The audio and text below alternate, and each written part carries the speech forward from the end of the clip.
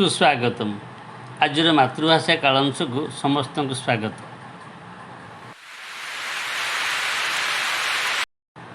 मु बी सूर्यनारायण रेड्डी। आज आम दशम श्रेणी साहित्य सिंधु बहिर पद्य विभागर भीमंक सिंहनाद रड़ी विषयटी को पढ़ा। यही कविताटीर भीमंक सिंहनाद रड़ी कवितार कवि होती माटीर महाकवि शूद्रमुनि सारला दास। शूद्रमुनि सारला दास उत्कल साहित्य आकाश में अमांधकार दूर करी प्रथम सूर्य भावे उदित होते।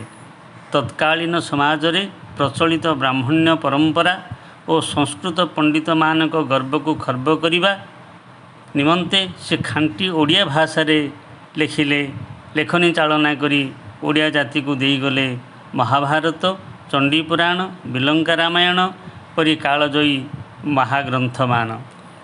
पंचदश शताब्दीर जोगजन्मा आदिकवि सारला दास जगतसिंहपुर जिला अंतर्गत झंकड़ ग्राम रे जन्म होते। जन्मर मूर्ख और जाति रे शूद्र सिद्धेश्वर परिडा माँ जगत जननी विद्यादात्री सारला को पूजा करी तांकर अपार करुणारू सारला दास भावे परिचित हेले। प्रथम ओडिया गजपति तथा सूर्यवंशर राजा कपिलेन्द्र देवंक राजती समय रे सारला दासंकर आविर्भाव होइथिबा जोगु तांको समसामयिक बोली मध्य कहा जायछि। संस्कृत महाभारतर स्रष्टा व्यासदेवंक परी ओडिया महाभारतर स्रष्टा उत्कल व्यास भावे परिचित होइछन्ति। भीमंक सिंहनाद रड़ी विषयटी सारला महाभारतर गदा पर्वरु आसीछि।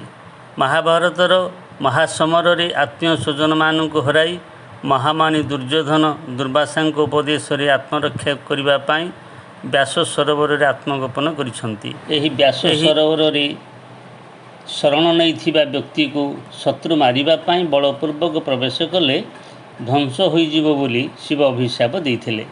तेणु जीवन बंचाइबा को दुर्योधन व्यास सरोवर रे आत्मगोपन करिसंती। एणे पांडव माने दुर्योधन को खोजी खोजी सहदेवंक मुखरू दुर्योधन विषय रे शुणी सेहिठारे पहुँचीथिले। सहदेव भीमंक कहिले जे तुमे शिवं को प्रार्थना करी तांको ठारू सिंहनाद प्राप्त हेबा पाई। भीम सहदेवंक निर्देश रे शिवं को प्रार्थना कले एवं शिवंक ठारू सिंहनाद प्राप्त हेले। सिंहनाद दुईटी भयंकर रड़ी देबारु महालक्ष्मी को अभय क्रोड़े आश्रय नैथिबा दुर्योधन महालक्ष्मी को बारण न मानी तांकु ठेली देई युद्धम देहि डकरा देहि 70 भार गदा धरी महादर्परी व्यास सरोवर बाहरी आसीथिले।